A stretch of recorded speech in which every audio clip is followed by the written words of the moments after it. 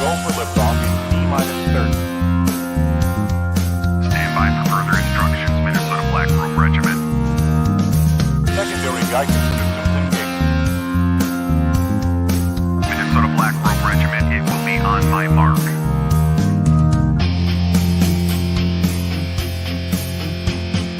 All systems are a go.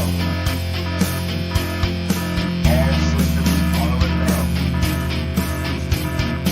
Minnesota Black Robe Regiment, you are over the target.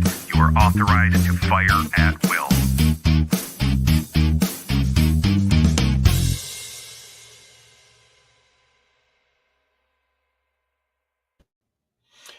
Hey, thanks for stopping by Minnesota Black Robe Regiment TC and Friends Monday Night Musings episode, are you ready? 24, which is exactly not half my age. It's well below half my age at this point, and it's probably 4 years older than my guest tonight. So I've got Mike Harlow coming on, if you guys aren't familiar, and I'm expecting that his thousands of fans are all going to flock in here to hear him, while my tens of fans all flock in to watch me flub this.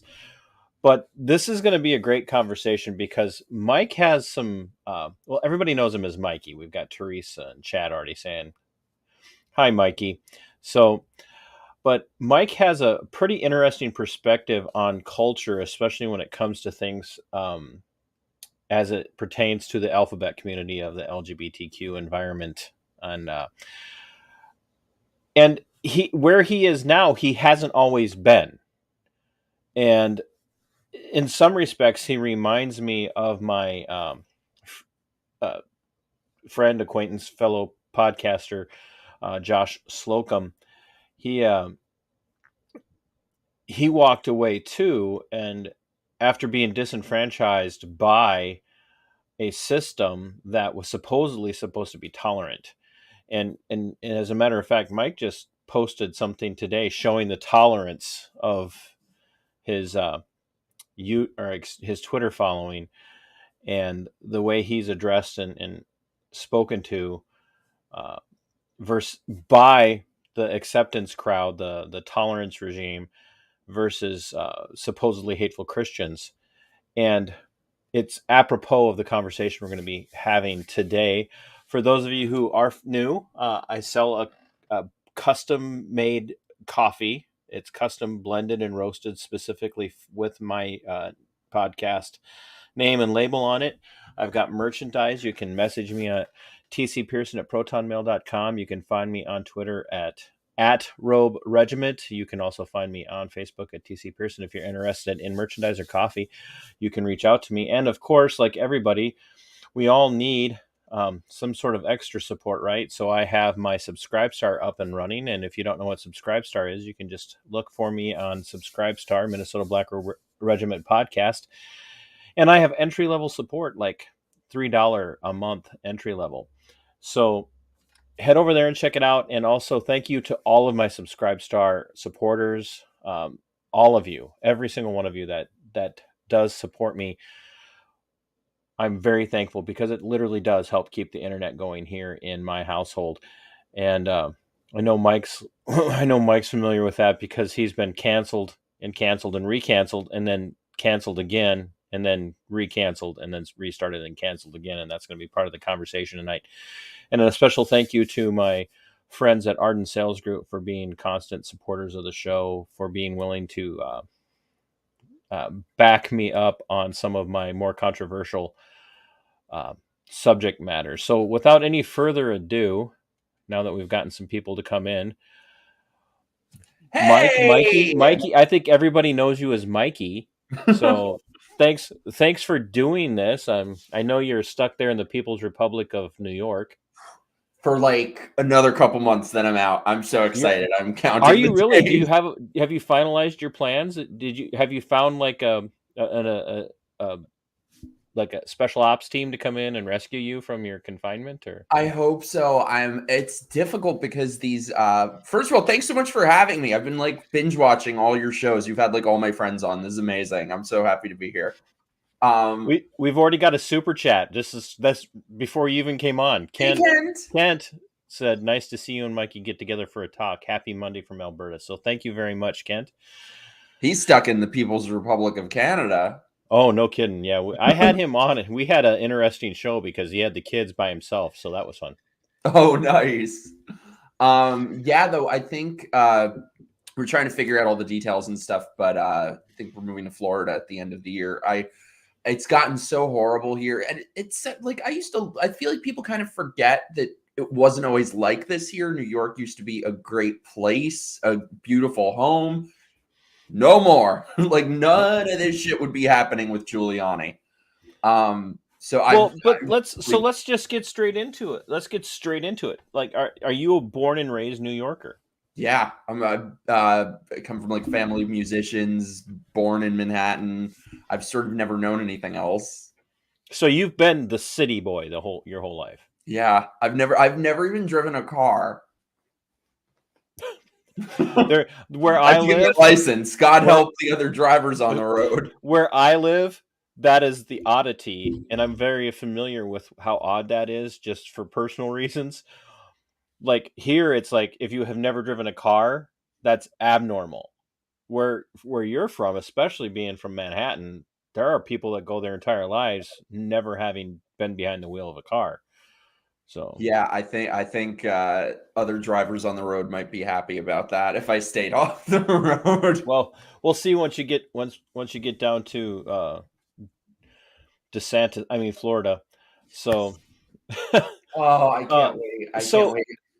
So let's look at that a little bit, because you haven't always been I think in your Twitter description you describe yourself as pop right. Yeah, which of course is tongue in cheek, but remember pop punk, how it was like kind of pop but not really? That's me. Yeah. Right. So you're not. This is relatively new for you because you did come out of the left as part of the walk away movement, like Josh Slocum from Disaffected and Carrie from Deprogrammed and Formerly Unsafe Space. And there's so many others. Dykes on the Right, Jen and Meg were on. They were more on the left, and they also joined the walkaway movement. And it's gotten so big now that there's actually a conference. Doesn't Walkaway have a conference, an annual event? And I know they have events all over the country. Yeah, we do them everywhere, but we're sort of planning like a big relaunch sort of thing after, they tried everything to take us down, so right. didn't work. What was it for you? I mean, how ensconced were you in the community, if you will? Well, I feel like it was sort of the kind of thing where like something was off for quite a while, especially with gay people. There's something wrong with them, but I didn't quite know what it was. No, there's seriously something wrong with them. And he could say that. That's truth.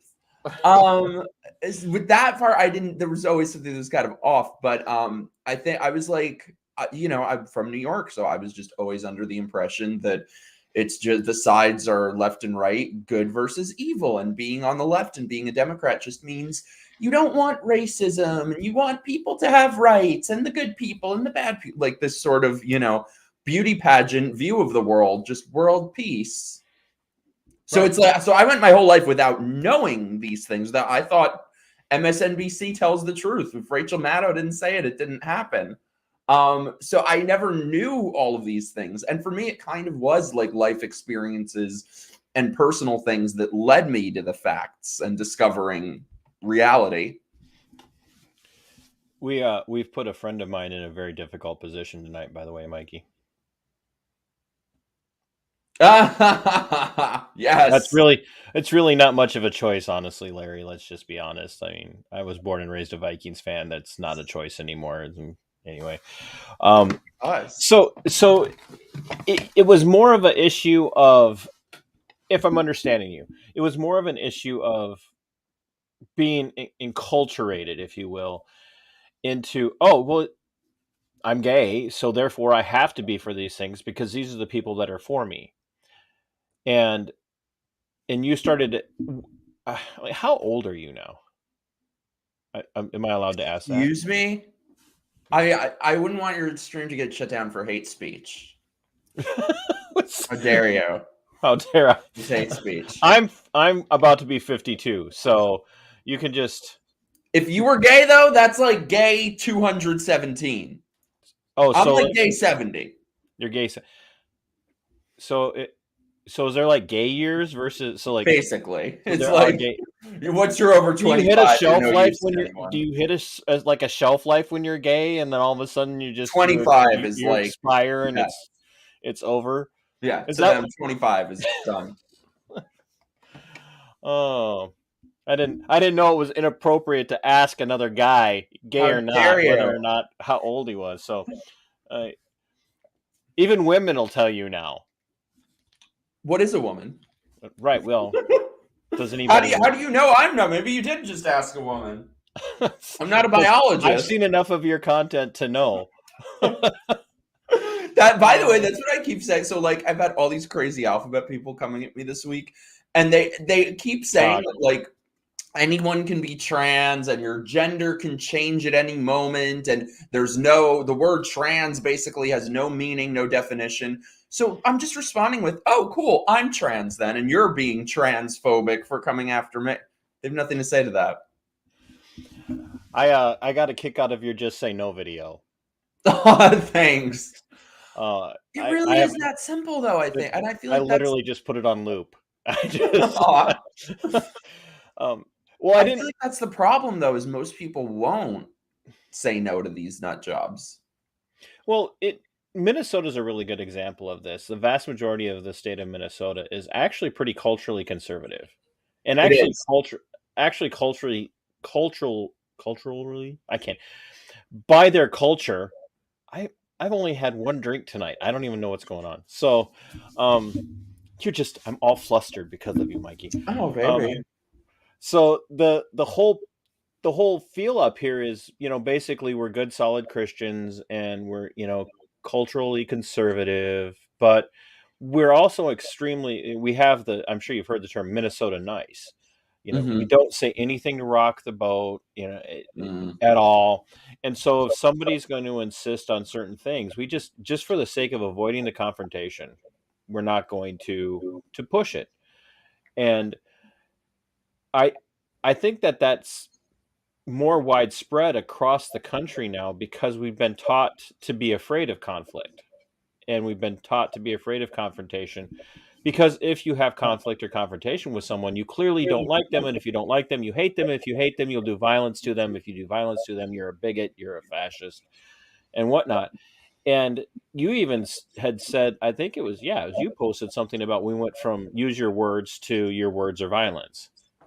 But also silence is violence. And so speech is violence and silence is violence. Anything that they disapprove of, violence. And so we're dealing with a situation where no matter what you do, if you don't affirm, you're doing violence. Mm-hmm. Jokes are violence. Everything's violence. Right. But it's very deliberate why they label it that, why a term like microaggression with the aggression part exists, so that they can reframe anything that is defiant to them as violence. Then they get to respond to it with violence. Then that's just self-defense. So they can respond to beliefs and opinions and different politics with violence, and that's self-defense to them. These people believe that free speech is violence and violence is free speech, basically. Oh, well, and we've seen that play out over the last couple of years, especially. I mean, it's been ongoing. Peaceful. It's been ongoing on the left for quite some time. But what was the moment for you? And well, first of all, when did you join Walk Away? And for people to understand, it's not an actual organization per se, but it is a movement.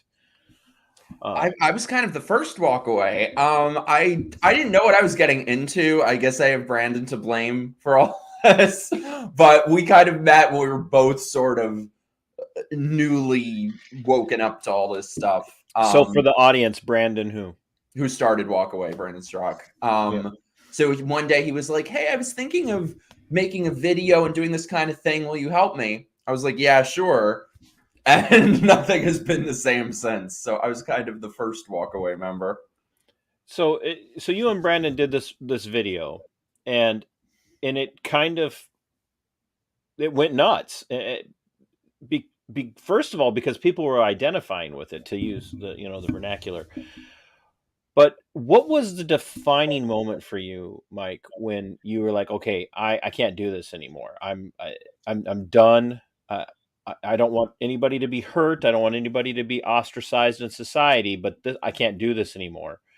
And was it culture shock for you to realize that you maybe weren't as far on the left as you've been told you had to be because of your sexuality and whatnot?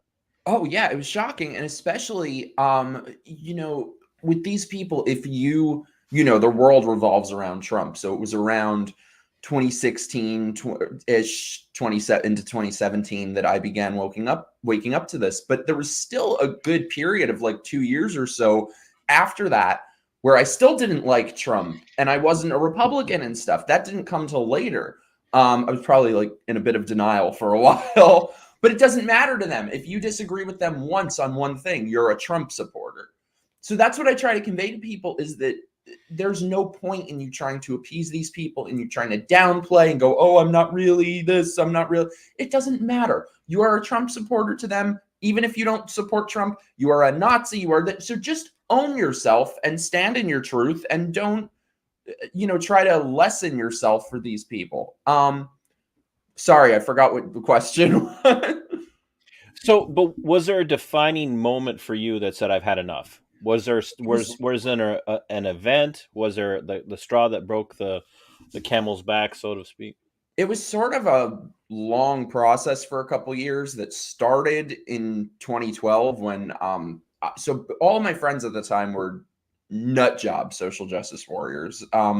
And I've been thinking back, like, if things had happened differently, would I still have walked away? Would I still have woken up to this stuff?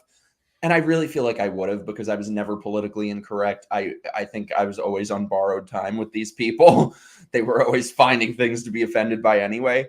But I think the seed was first planted in 2012 when I had a home invasion, and all of these people, all of these liberals that I was friends with afterwards were so horrible, wouldn't even let me talk about the ones who claimed to care so much about assault and women and this, and basically told me, shut up, women have it worse, no one wants to hear about it. So that was sort of, and then having had that home invasion, I had to I had to get out of that apartment I was living in. So I called up some room rental service where you just like move into a place that day. So they're like, oh, we have this one in Manhattan, 28th Street, good area. I was like, perfect, I'll take it. I show up there with my things. It's in the projects. So I lived in the projects for about a month. And that was up close and personal, seeing leftism in reality. And seeing. So for people to, and by the way, you got, we have Paul Booker from the UK saying, I'm gay from the UK, and it's so refreshing to hear these views from more people. And so, I mean, this, you're this. You're not, like, you have far more of a following than I do. So, No, know how much of an impact your views have had. But we've got Chris and Chris came here because of you. So I think you guys know each other. Best. Walk Away movement also helped many lifelong gay conservatives like myself to speak up with our voices too. So that kind of encouragement is out there for you. But for people, I want people to understand when you go into the projects of Manhattan, New York area, that whole Big Apple region, when you go into the projects and you make the comment that you just made, which you just saw leftism at its height. Help people understand, because there are people like I can see socio-cultural Gramscian Marxism play out in Minnesota far differently, living in greater Minnesota. And here we say greater Minnesota because it gets us outside of the Twin Cities area and away from, I live near the third largest metro area in the state, but 30 miles outside of it, which in Minnesota, you get 30 miles outside of a metro area and you're rural. whereas you get 30 miles outside of New York and you might still be in New York. So What's interesting too is that with a lot of these places where they have the projects, it'll be a normal, nice area, and then they'll drop the projects in the middle. right. So you could have like a block where the ends of the block are wonderful, beautiful, and then in the middle of the block is the projects. So That's kind of what this was. so when you say that you see leftism on display in the projects in Manhattan, what is it that you're seeing there that really highlights the effect of Marxism or leftism? Where to begin? I think I was very ignorant at the time as to what a dangerous situation I was in and how horrible it was. If I'd known, I think I wouldn't have gotten through it. But so first of all, I was renting a room from this woman. It was her apartment. She had, I believe, 4 kids from 4 different fathers, all of them in prison. And it's funny, by the way, when I first came out and told this story, when I told my walkaway story with this, some of these people that I used to know flipped out and were like, it's racist, even though I didn't say a word about what color they were. And they were like, well, they're mostly black people there. And I said, I'm like, you know what? You're right. And they deserve better. They deserve better than this shit because it has been set up. So first of all, 4 kids, 4 different fathers, all in prison. And I would have conversations with this one and she would tell me about the buzzwords you use to get more money from the state and stuff. Oh, you just have to say domestic violence. Oh, that. And I feel like what chance do her kids have? I mean, when you have generation after generation of these things where this is all they've known. I asked her, what do you do? I will never forget this. I asked her, what do you do? She goes, I'm in the system. It was an occupation for her. Mm-hmm. Right. Her parents were probably in the system. Her kids will be in the system. I want to point out something else, and you've already alluded to it as well, but you never once mentioned ethnicity, no, skin pigmentation at all. No. It was the left that went immediately to that. Mm-hmm. That immediately saw it as it strictly had to be an issue of you being a cisgendered homosexual white male who's objectifying black folk because those are the only ones. Like, it happens all over. Minnesota's a predominantly white state. We got a lot of white women that do the same thing in Minnesota.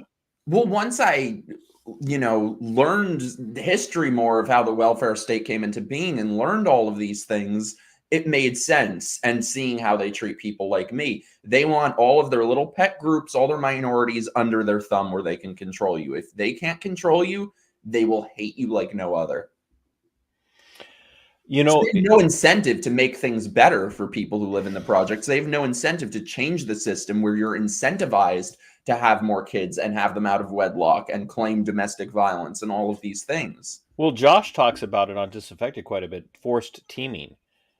Yeah, oh yes. So you have sounds like the tease to me. Yeah, you have these cluster groups like LGBTQ, which you go back to the old school gays, like they never used to like bi, by the way, just so you know. Like, people have no idea how much of animosity there used to be. And I only know this from insider information, but like there was, I know for a fact, it'd be like, can you pick a side? Can you just pick a side? That was kind of how the conversations would go. But so you have these groups, these clusters that they get grouped together, and then they also get force teamed in with other groups. So the amorphous black culture must be dependent upon the Democrats, and you all have to vote Democrat, and so must all of the people in the alphabet community all have to vote Democrat. And now we've seen that now play out over the years. So not only do we have LGBTQ, but now we also have BIPOC, right? So we take all these letters to create these groups, then we force these groups together to make this big voting block. And if you step outside of the accepted parameters of that particular alphabet group, you are now in danger of being isolated. And you've had that play out in your own life since you joined Brandon in the walkaway endeavor. You've Well, lost because just so people know, by trade, by profession, what would you be doing with your life if you were? well, the thing that I used to tell myself to make myself feel better is that I never would have lasted with these people no matter what. Even if I were a Democrat, it does not matter to them.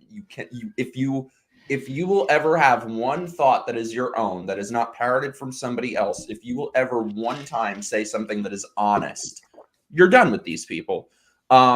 So what I was gonna say is, like, then in the couple years after this, around 2015, 16, 17, it was sort of those seeds that were planted years before were sort of all coming to fruition and hitting me. Right. That was when everybody was becoming so psychotically politically correct, and transmania was starting, and all of these different things. But so I was a writer. I had for a long time consulted on different screenplays for films and stuff like that.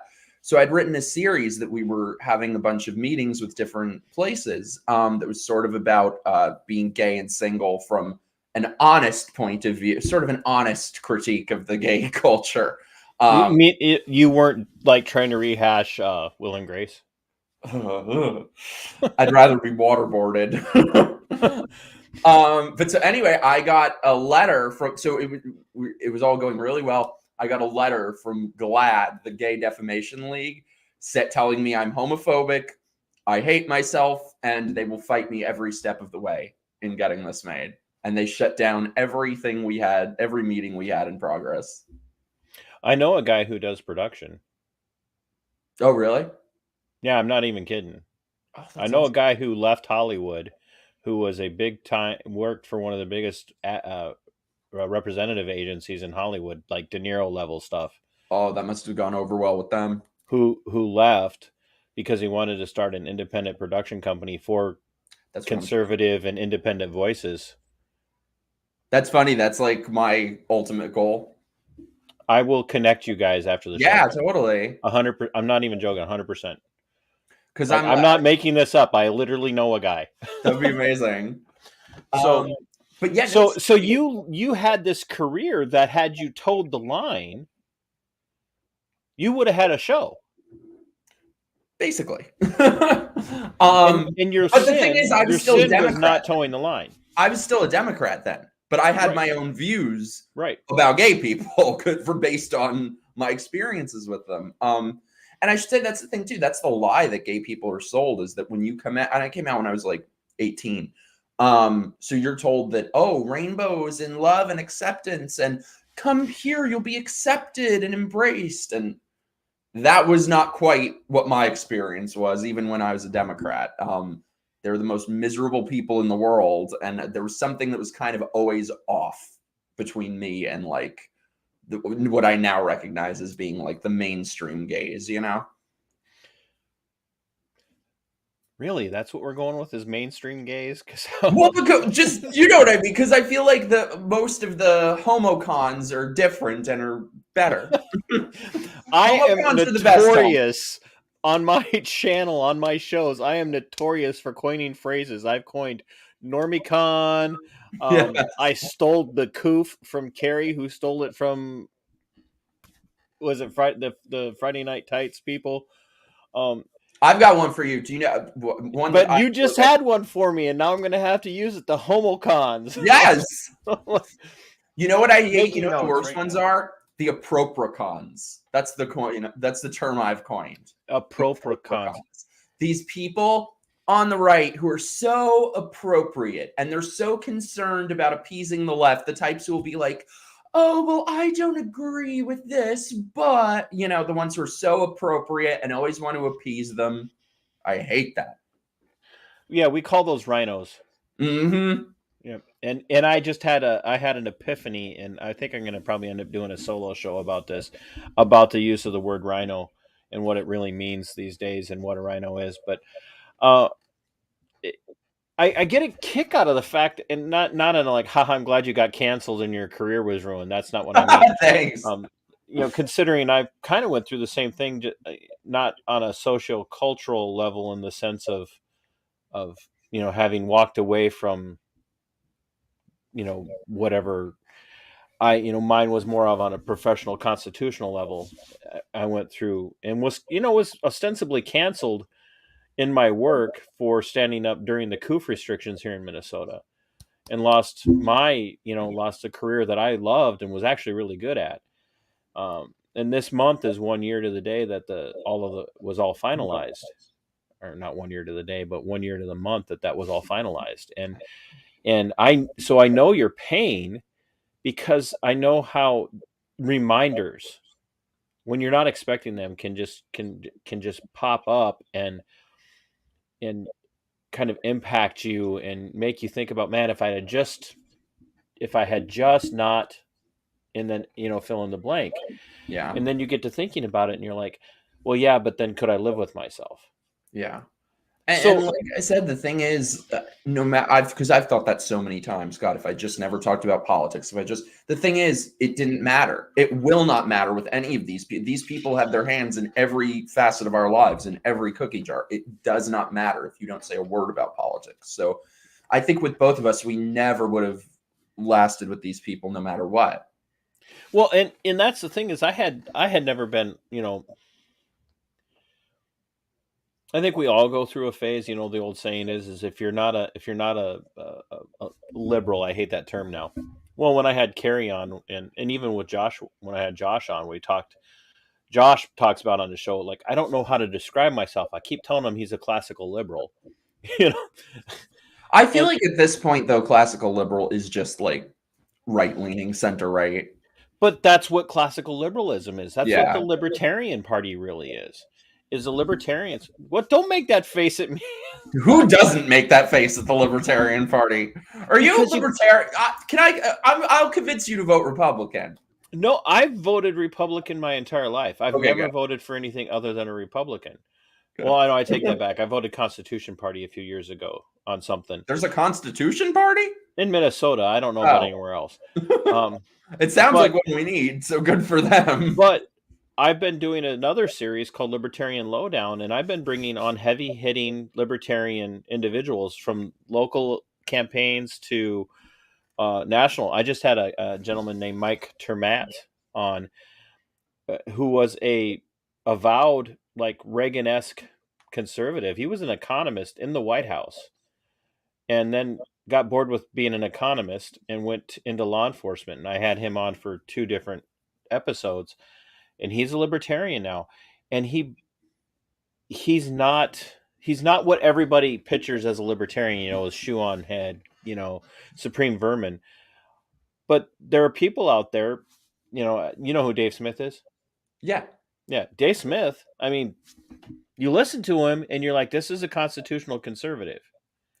That's why I don't understand. I mean, aside from the fact that half of them belong in the nut house, I don't. Well, they got rid of those people this year at their convention, so That's what I don't understand about the Libertarian Party, though. I think maybe some of them don't quite get just how bad things are, but I feel like if you want a shitty, horrible party to take over, the Republican Party is right here.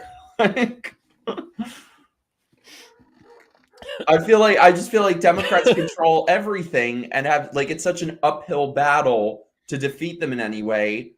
I feel like with the solution needs to be, let's all take over the Republican Party. Since you've had nothing but time on your hands and have been binging my show, you should watch my interview with with Charlie, who is the chair of the Minnesota Libertarian Party. I just had him on last Friday.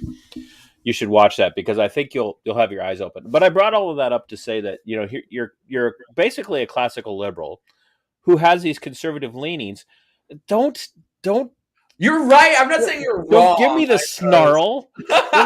That's like getting the voice. Right, that's like getting the voice from Josh. Oh no, not the voice. Or the Carrie. Yes. You know the face. The face. The Carrie face. When she's 100% right and you just said something.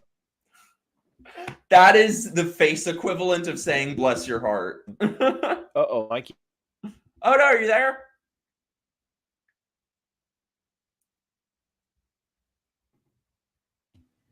Oh, there we are. Yeah, we're here. I don't know what happened. No, it could be on my end. I have this issue from time to time. We got some weather moving in, but we'll get through it. So, can you still hear me? Yes. Okay.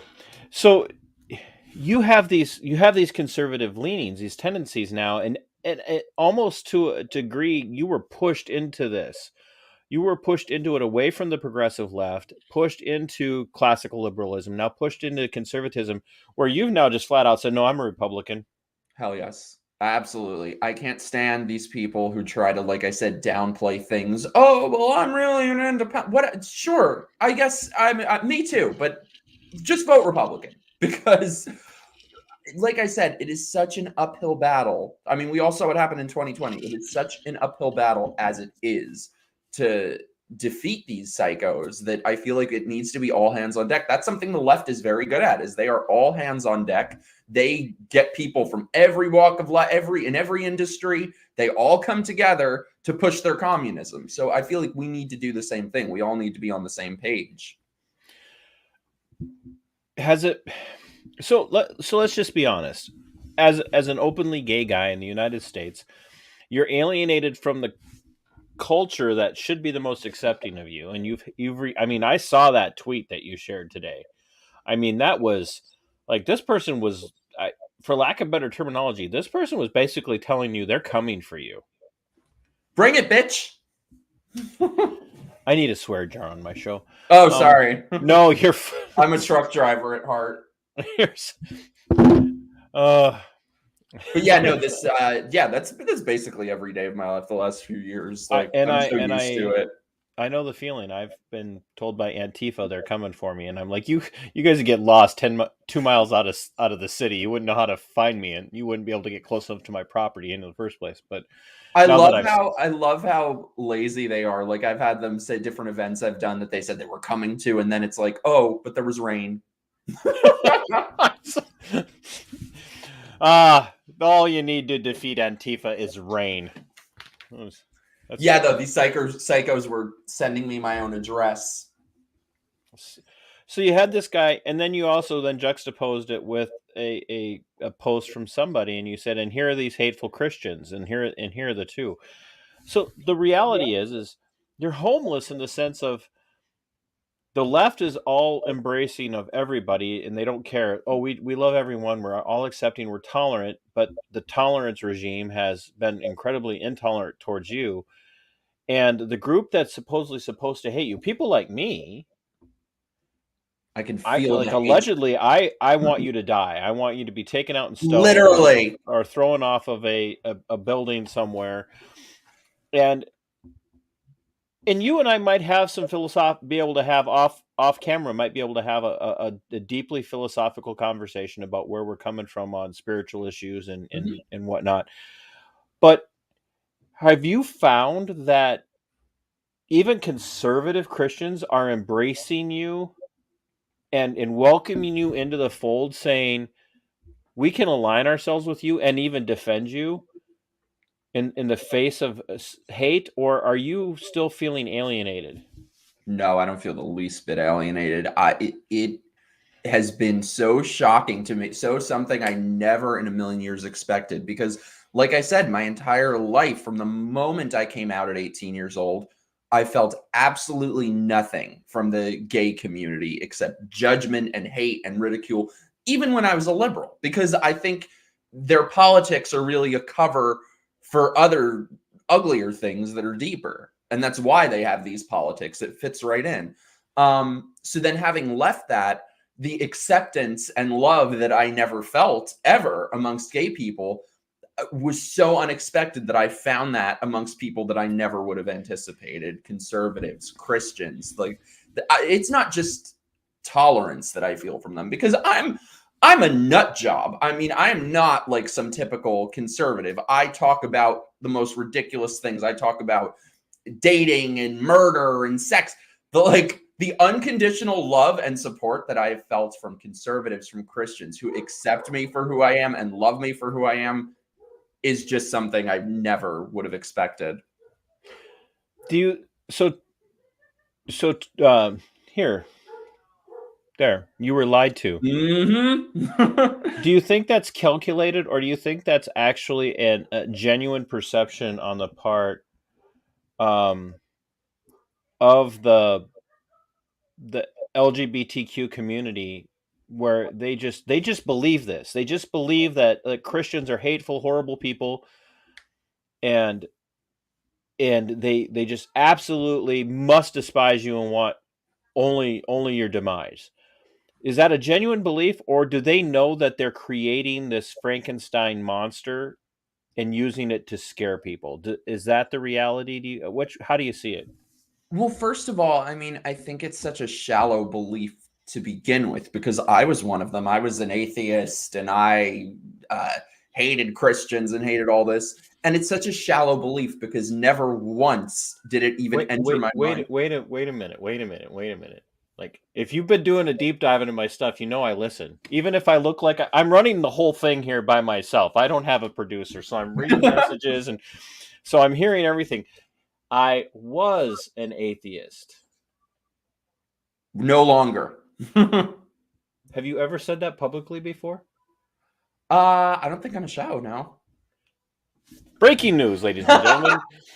Mikey the gay Harlow is no longer. I'm not asking you to make a declaration, but you went from being an atheist to now saying you lean more agnostic, or are you like, no, there is a God? I feel like my views are a little bit kind of unique, I guess, in that I'm like, I feel like what I've kind of come to find for myself is that I feel like you don't have to be sure of something to believe in something. You know what I mean? Like, if you were to ask me, does God exist? I don't know. But I feel like you don't have to know. You can choose to believe that, yes, he does. You know what I mean? So you have you have this very strong, like, he must be out there, and you can hear the Christian in me. He must be out there, but I can't say beyond a reasonable doubt that he is, but I could tell you I don't know for a fact that he isn't. Yeah. And I feel like for me personally, you know, during 2020, my dad had a massive heart attack that they said he wasn't supposed to survive. And thousands of people were praying for him. He made a miraculous recovery. So there's no way to be an atheist after that. We have some. I have to put somebody in timeout because, well, you know. There's my stalker. 52. This is show number 52. He's followed me to. Told you. Yeah, it's like an append. It's like an appendage I carry around at this point. Let's address that. How has that affected your interactions with both the conservative Republican side and maybe more mainstream moderate atheist types? Because there are, evangelical atheists. Carter from Unsafe has said many times that he was one of those rabid, new atheists that, like, his goal was to go around convincing everybody there is no God, and he mellowed in time, and there are others that have mellowed in time. We have a mutual friend who has blessed us both with sound equipment. You too. Hi, Pirate Tom. I don't know if he's watching tonight, but right here. Is it there? Can we see it? Can you lift it? I'm afraid to. I have to figure out like how the clip works, so I'm afraid to like move it from where I have it set up. No. But there we go. There, he is an atheist, but he's not, and he was on the show too. He's not one of those who runs around as an atheist who feels like it's his job to convert all Christians, especially. And if you ever notice, the vast majority of atheists out there are really only focused on one group of people. Mm-hmm. Conservative. Well, yeah, themselves, but conservative Christians. But people like Tomsky, I'm like, he and I shouldn't have anything. Like, technically speaking, Tomsky and I should have even less in common than you and I do. Mm-hmm. And yet he's like, I love your show, want to give you this, this gift to be able to do a better show. And he did the same thing with you, which is really how we were able to open the door and get to communicating, which, thank you, Tomsky, by the way. I appreciate it. But have you found yourself in that place where you're still somewhat hesitant, even being in that realm of, there is a God, but I don't know how to define it. So I don't know what it looks like. Being able to have better conversations with Christians or Christian conservatives, or is it still a little awkward?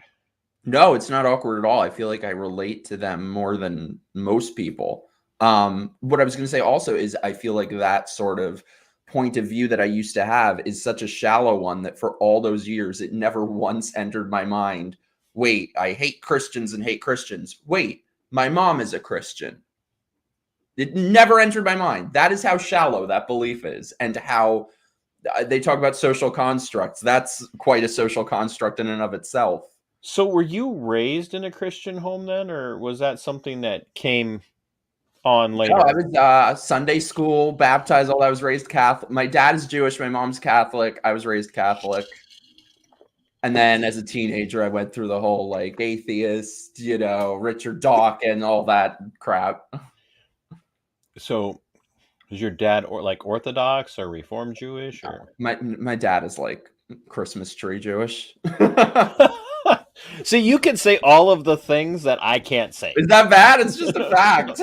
No, it's just it's funny that the things you can get away with saying that I if I tried to say it when it was just me sitting here.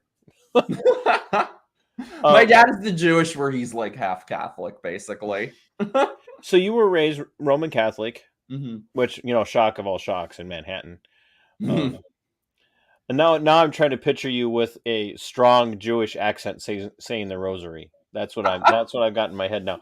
My Jewish side comes out when I'm looking to get a bargain on something. Like I will get the best bargains and deals. That's my heritage. Good luck in Florida, bro. So was this just like a every Sunday thing, or? Yeah, for a little while. Catechized?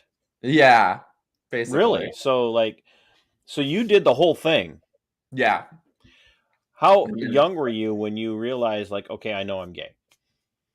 Well, it's funny because I feel like mine is a little bit different than some people. Probably like, I don't know, middle school or whatever. But for me, I was like, I want to be sure first. I wasn't going to come out until I like started dating people, I was like, that would so be something that would happen to me, that I would come out and then be like, wait, I'm straight though. And back then it was kind of unheard of for there to be any openly gay people my age around. But the thing is, and the reason that I feel like it's so insidious what's happening now with kids is that when I was a younger kid, when I was, I don't know, 8, 9, 10, I was obsessed with boobs and naked women and all that. That's what kids know. So imagine if I were growing up today and we're locked into that, or, all of the things. I feel 100% if I were growing up today, I would be told I'm some sort of trans just based on nothing but fashion choices and how you dress.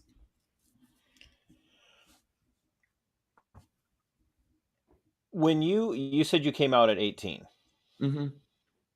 When you came out, was it a kind of a blow to the family, or did like family members look at you and go, "Oh yeah, we knew a long time ago"? I don't think it was like they knew, but like my parents are always super accepting. There were relatives who hated me anyway. That gave them an excuse to hate me more, and then being a Republican gave them so. There are relatives that I just don't have relationships with, but no, my immediate family has always been super supportive. The funny thing is, though, it is honestly such a different planet now for gay people. Like nobody cares now. No one cares. Like, back then, it would kind of be an issue occasionally. People would kind of, have that sort of reaction where they'd flinch or something. But it's just that barely exists now. And it's so funny because it's like this equality that we have achieved. Hi, stalker. That was an accident. Sorry about that. They don't want it. They don't want it. Allegedly, he hasn't followed you to 52 shows. It's all on my Twitter. Jacob Brockett. There, you got me to say your name.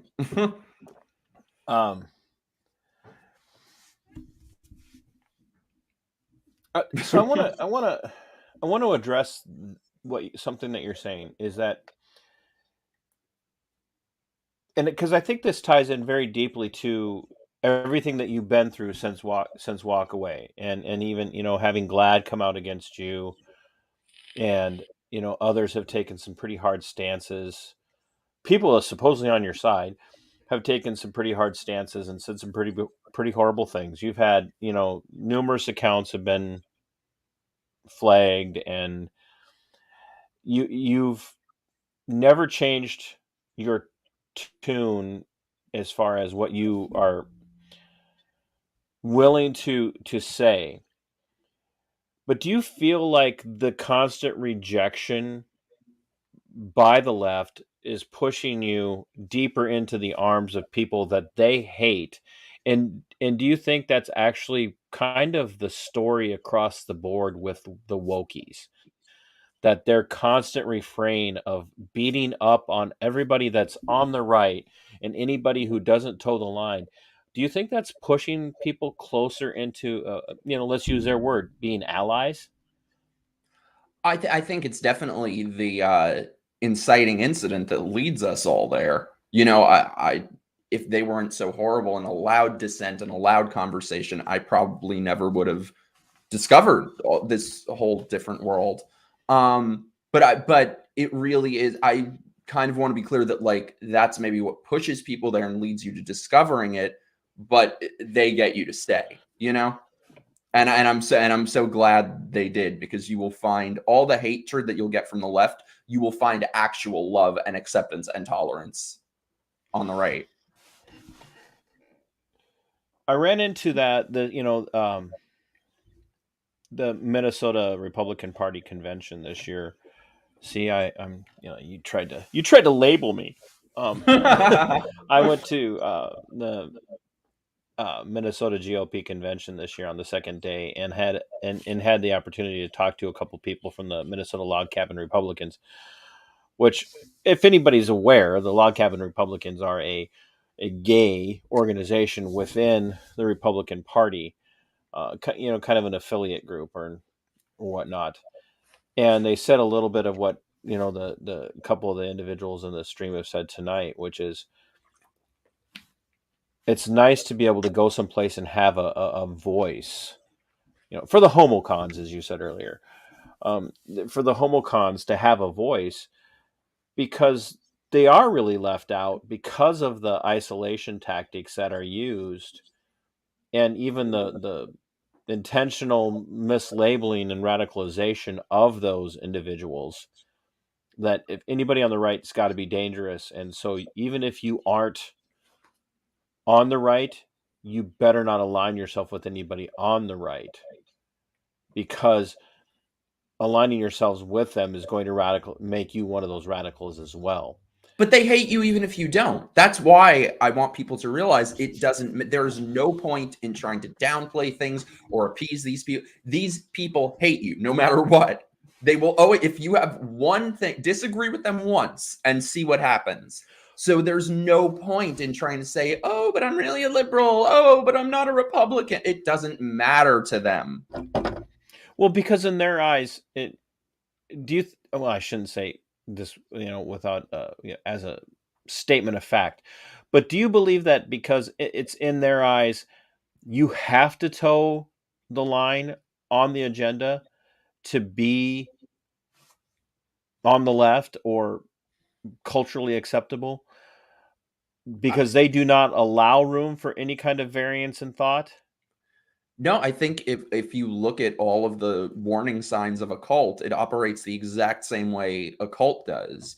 And on the left, they have their main cult of the Democratic Party, and then sort of like their little subcults. But there is no cult that's more controlling or more tightly wound or more all encompassing than the quote LGBT community. Oh, I forgot the Q. Hate speech. Yeah, right. Hate speech. How do I want to phrase this? Do you believe that the harder they push right now, because there are people out there who say it's waning. I don't see it waning. Really? I don't see it waning. I think it's actually ramping up. Yeah, who thinks it's waning?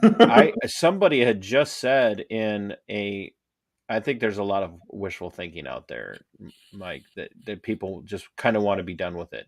Yeah. I think that there is a massive amount of indoctrination that's taking place. And one of the things that they're doing is convincing people that you not only have to be accepting, but almost have to identify as one of these protected classes to be the appropriate person in society today. And somebody had mentioned that we went from roughly 3% of the population being homosexual, gay or lesbian, Which is to now tragic for my love life. Right. It just really narrows the pool for you, doesn't it? Isn't it terrifying to hear that people are now saying that upwards of 40% of people identify as part of the LGBTQ community? Sounds like a social contagion to me. 40%. Can we get rid of the stalker? I'm working on it right now. I click on the wrong thing because I'm a professional. I got gone. And I don't have to believe in free speech, by the way. This is my platform. I am not the government. So anyway, it's like somewhere 40% identify as part of that community, whether they be, gay, lesbian, trans. Very little of them, I think, are gay or lesbian. Or bi. Uh-oh. We lost Mikey.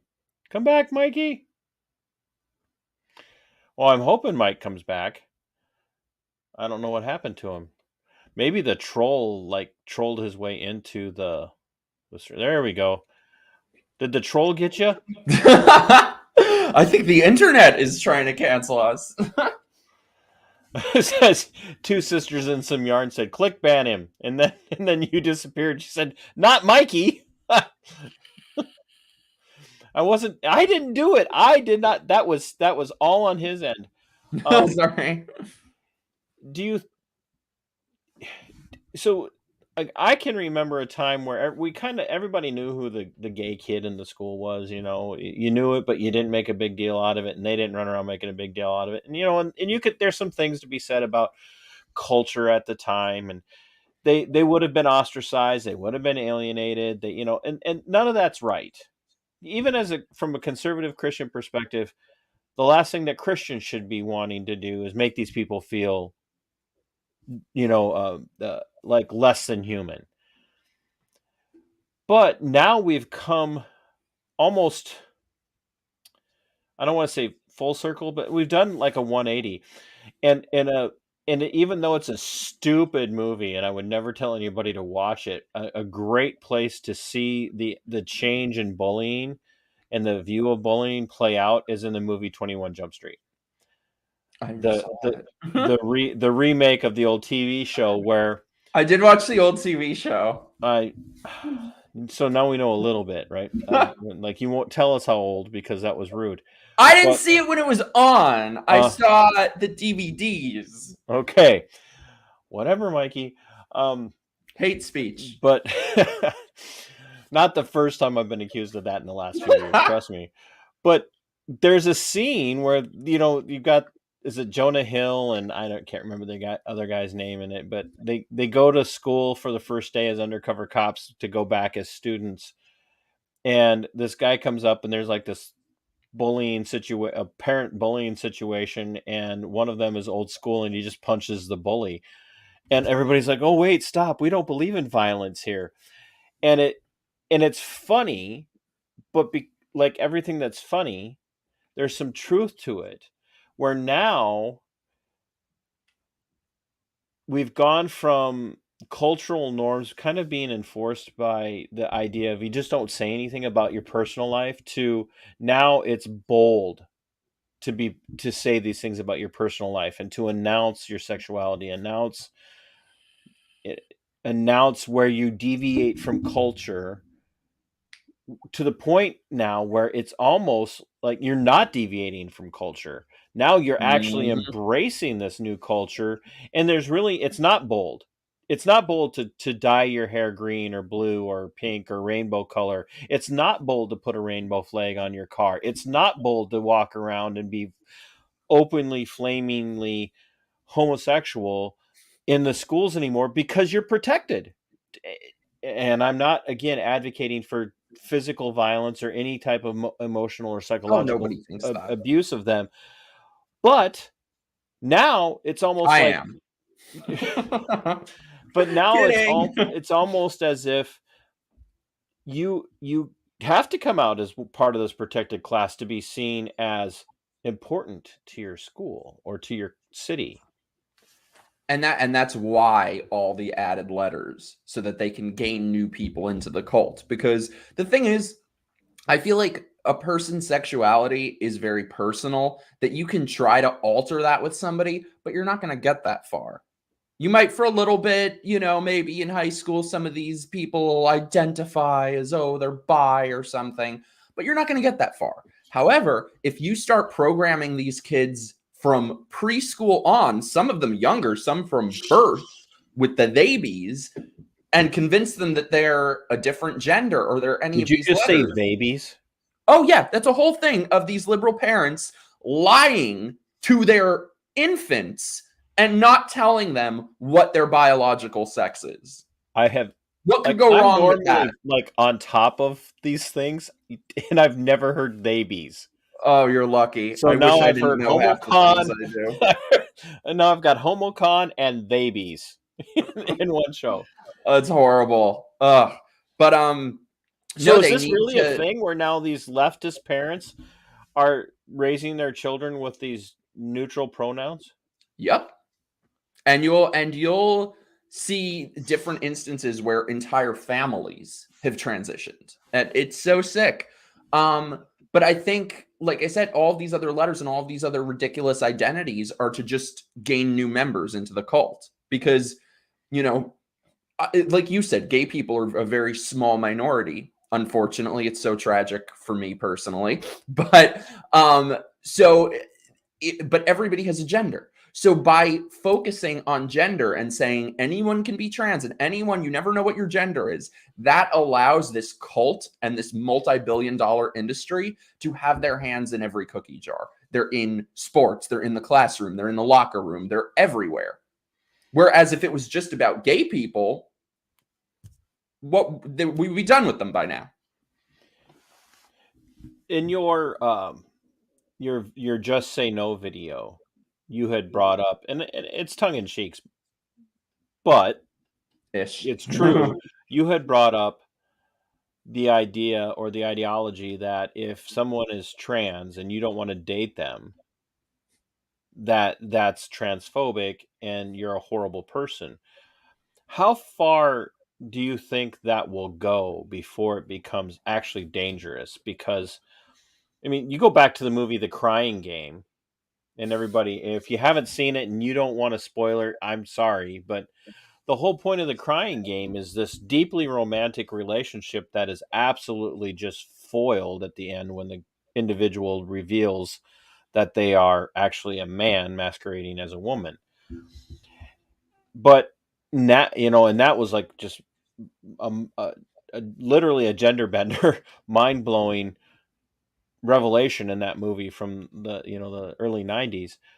to now, if you're a cisgendered heterosexual male and a trans, I don't even understand how it works. So if you're male and you want to be female, you're a trans woman. Yes. Okay.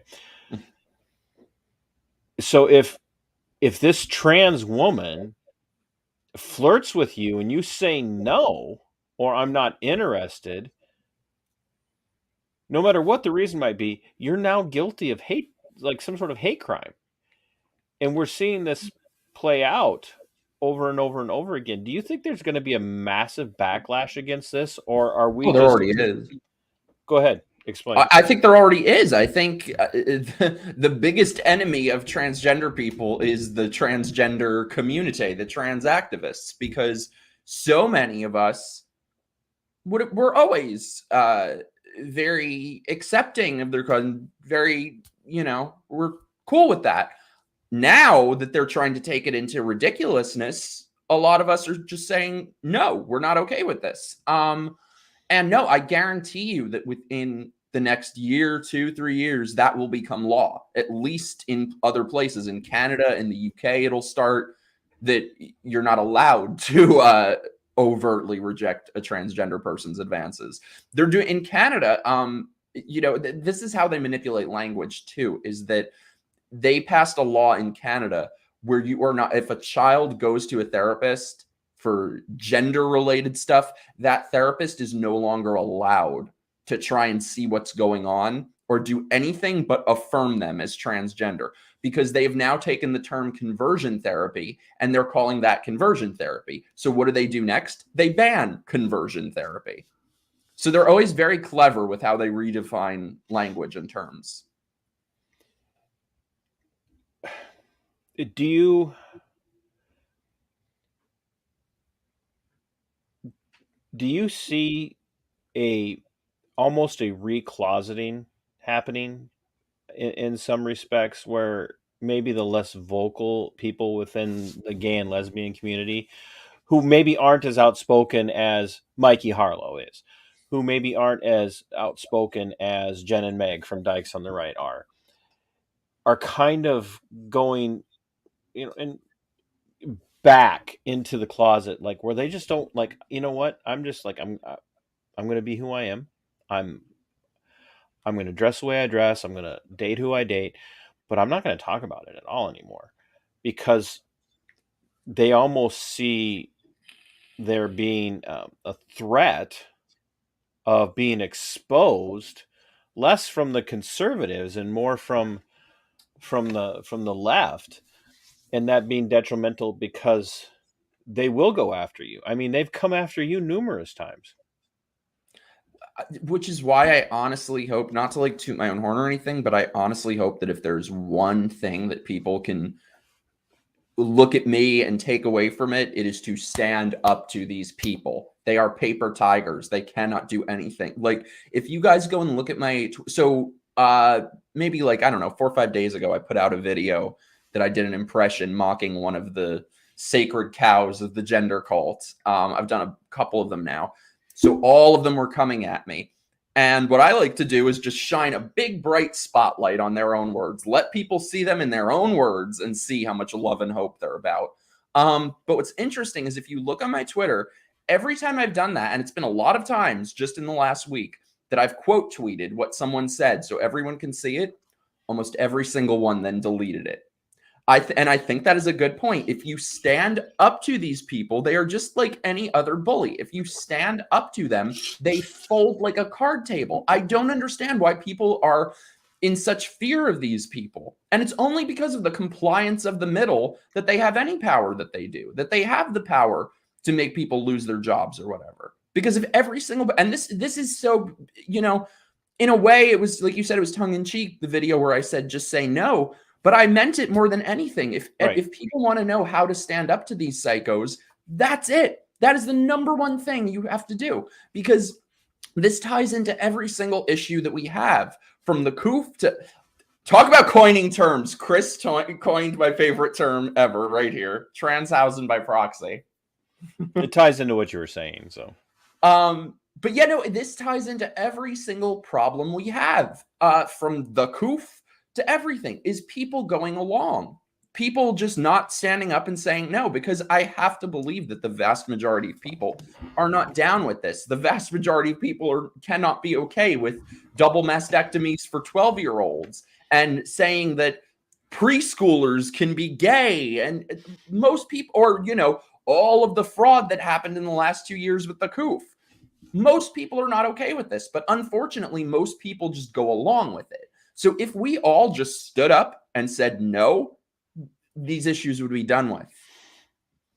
It's funny that you say that, though, Mikey, because having sat on the I don't want to say outside, having been on the inside of the fight, just from the perspective of it from a constitutional background with my former career,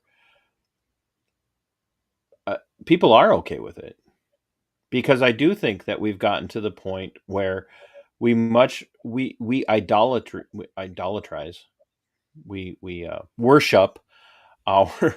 I was going to try and coin a weird phrase there, and it just wasn't coming out right. We worship the idea of comfort and peace, and so we will bow to a minority, which is why, ladies and gentlemen, and I know Mikey will back me up on this, you don't want a pure democracy. You do not want pure democracy, because That's for sure. pure democracy is what you're going to end up with right now, where the left continues to push and push and push and push and push, and ends up getting the voice because everybody just kind of votes with them to go along. And then what ends up on the far end of that is fascism or authoritarianism, where the people have had enough and they rise up and they take out the minority. And I'm not advocating for that by any stretch of the imagination, but I'm saying that it's this constant battling back and forth, and that's exactly what happened in with the rise of the Third Reich. The Weimar Republic had gone completely off the rails. Like there was just so much going on culturally for the Weimar Republic that they were ripe to be taken over by a heavy-handed authoritarianism that was going to tell them who the enemy was and what they needed to do to eliminate that enemy. And it was bad for everyone. For everyone. And I think that that's the only logical endpoint, unfortunately, not even just in terms of something like that, but in terms of some people washing their hands of the whole thing and saying, see, we never should have accepted gay people. We never should have done any of this. And I hate that they would have validity to that point now. But, my favorite, the Babylon Bee. Of course. My favorite headline that they've ever done is they showed pictures of drag queen story time and trans children. And it said, there is no slippery slope, says movement hurling down slippery slope at the maximum velocity. Right. Well, and that's exactly what's happening. It's a great segue, because one of the things I wanted to ask you about is you're anti-groomer, and one of the tropes of the old moral majority was that every gay man is a pedophile, and every lesbian is a pedophile, and every lesbian wants to convert your daughters to be a lesbian, and every gay man wants to convert your children to your boys into being gay. And who has now given that validity? Is it Christians? Is it conservatives? Who has taken these formerly false stereotypes and made them true? Right. But it's not true, and I think this is the reason why I can sit down with someone like you, or someone like Josh, or sit down with Meg and Jen, and have this conversation, because this is not how it happens. I don't care what your view of homosexual behavior or lifestyle or sexuality or whatever it is. That's not how it happens. It's like saying that a woman who's raped is automatically going to turn around and rape people. And and like somehow because a young child is groomed by someone who is, in your eyes deviant, doesn't mean that they're going to develop that as well. They could, it certainly can happen, and it certainly has to be watched out for. But if the whole argument from the right, the Christian rights especially, is every homosexual is a groomer, then what do you do with the people that aren't? Because that's not you. And I think that would be a much easier problem to solve, quite frankly, if it were just these shadowy figures you had to worry about. Just keep them away from the gays. That would be a much more simple problem. It's much worse what we're dealing with, because it is in every school. It is in the media that kids watch. It is a lot of parents pushing this shit. So yeah, it blows my mind how these people who claim to stand for gay people and speak for gay people are the ones who have given such validity to every argument that has ever been used against us for all of time. And now clearly there is an agenda targeting kids. There is. But do you think it's coming strictly from lesbians and gays and inside of the movement? No, Or do you I think think it's actually coming from external leftist influences that are aggrandizing this because it does suit their agenda? This is, it's 100% that. And I think the reason for that is that this is a very effective entry point for children into this cult. This is how you get them for life. And if they can get children, they can have they can, usher in the communism that they ultimately want. Do you think it's, so there's a group up here, Child Protection League, and they are doing a wonderful job up here in Minnesota and in the upper reaches of the northern Awesome. of the northern part of the Midwest, and even beyond now, that are actually working very hard to get into school districts, school board meetings, parents groups, and saying, hey, here's the materials, here are the school textbooks, here are here's the indoctrination that's happening. But the people that are advancing this, the people that are signing on and being willing to sign this, they're not LGBTQ. It's everyday teachers. And I'm not labeling every teacher this way, but it's your everyday kindergarten teacher, first grade teacher, and on up, who was like, oh no, yeah, we need to be educating kids how not to be hateful. And then they buy into it. And you got school boards that are getting pressure from outside groups. Because what I see are like normal, like mainstream gay. Like, did you ever? I never thought those words had come out of my mouth in my entire life. Mainstream gay and lesbian people are like, I'm not on board with this. I'm anti-groomer. And the people that are actually doing the grooming aren't like gays and lesbians. That's literally cisgendered lefties, cisgender heterosexual lefties. And that are also pushing it. a lot of these the non-binaries and the trans, but they're not actual, which a lot of transgender friends I know, wrong thingers, have just started using the term transsexual again, because we know how the left contorts language, so they're like, we need a word to distinguish actual transsexuals from these nut jobs, trans. So it's a lot of that. It's a lot of blue-haired feminists who identify as some sort of pansexual, demi-romantic, all this crap. But it's very rarely average gays or lesbians, even though some of them, are being used as useful idiots. And what I've been saying for the longest time, too, is that I think when we talk about grooming, we think of something sexual, but it's not necessarily that. It's ideological. It's ideological grooming. It's the entry point into this cult, and then they turn them into it. That's the thing, is it is intertwined with so many different high-powered industries, and there's so much money at stake. Another instance of it is turning them into a pharmaceutical patient for life. Get them started on hormones early, or even just psychological medications. Don't get me started on that one. Even if they don't necessarily want to, all of a sudden say, oh, well, I may have been born with, male genitalia, but I actually think I'm a girl. Some of them are just there's so much depression and anxiety that they're easily targeted to take part in the pharmaceutical industry by taking these drugs that are supposedly lifting them up out of that depression because they're repressing their internal desires, which is what we hear an awful lot. And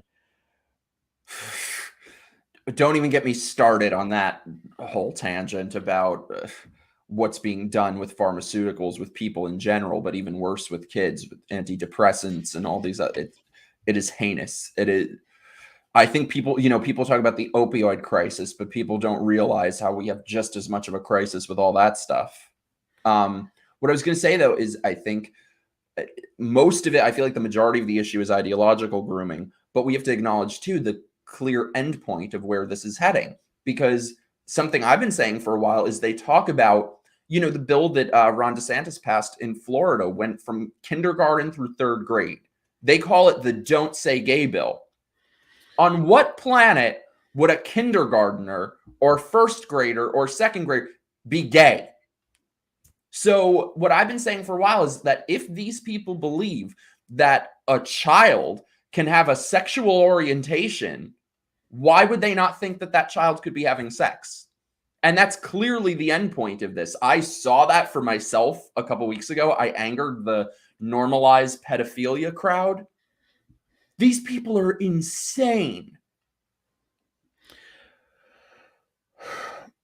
do you think that MAPS is the natural conclusion of that movement? I mean, is there a way out of endorsing that and normalizing that lifestyle and that behavior for the LGBTQ movement? Is there any way for them to get away from saying no?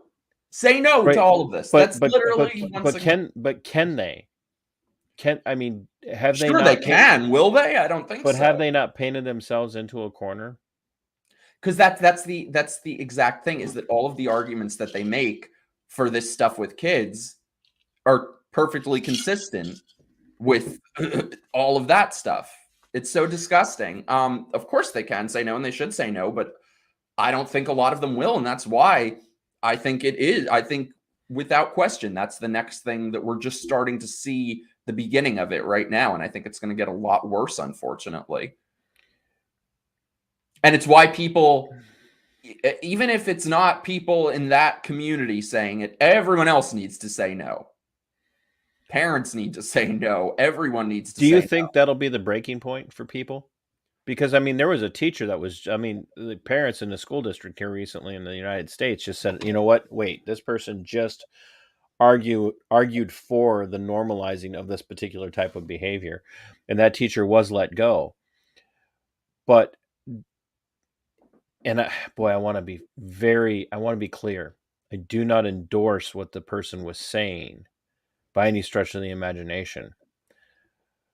But boy, you mentioned slippery slope earlier. Is that really an actual a good recourse? Is to say, oh no, we're terminating you, or do we finally just get to the place where we draw the line and say, here's a list of topics that will not be talked about within the confines of your job as a teacher or as a school district employee. You will not talk about these as a representative of our school district officially. You want to believe this stuff on your own. You want to have these conversations on your own. You want to go talk about it on a show somewhere. That's fine. But you are not going to say it as a representative of X. Because I almost wonder if because that's what happened. This person was canceled. And rightly so. Good. Good. But you almost have to wonder if you cancel a person like that, if that doesn't empower them. You know, I'm seeing Highlander here. There can be only one. I mean, I don't think the answer is censoring, though. I always feel like the answer is, like I said, shining a big bright light on it. But it's so sick.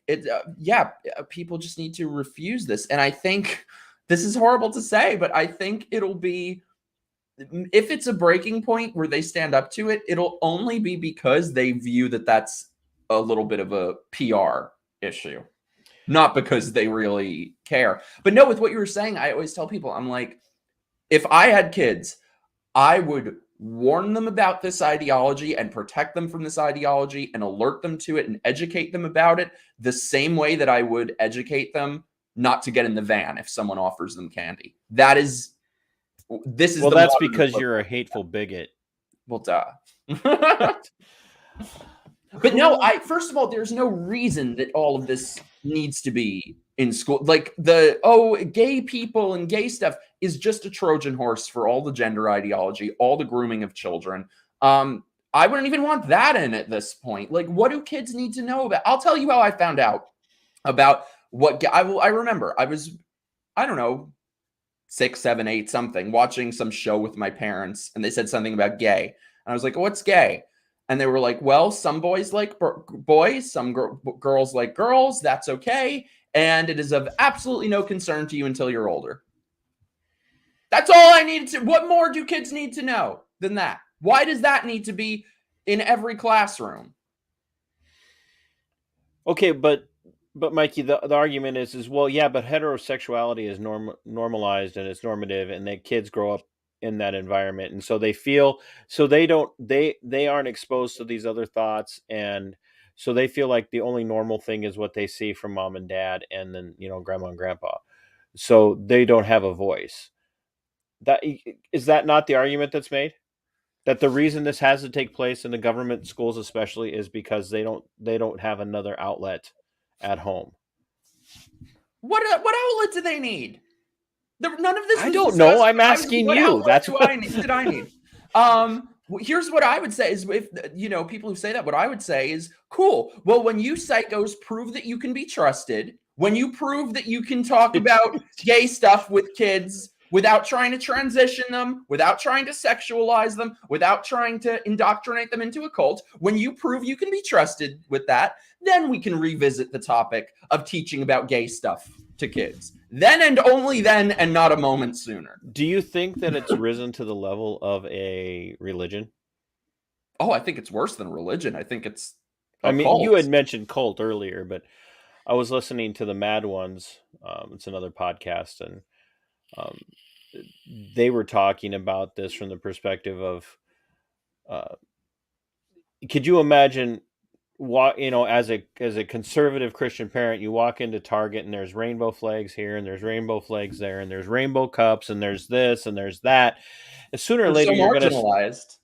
You're marginalized. Now, could you imagine being, the non-Christian or even the gay or homosexual person who walks in and everything's cross this and cross that in every store all the time, and everybody's making a big deal out of it.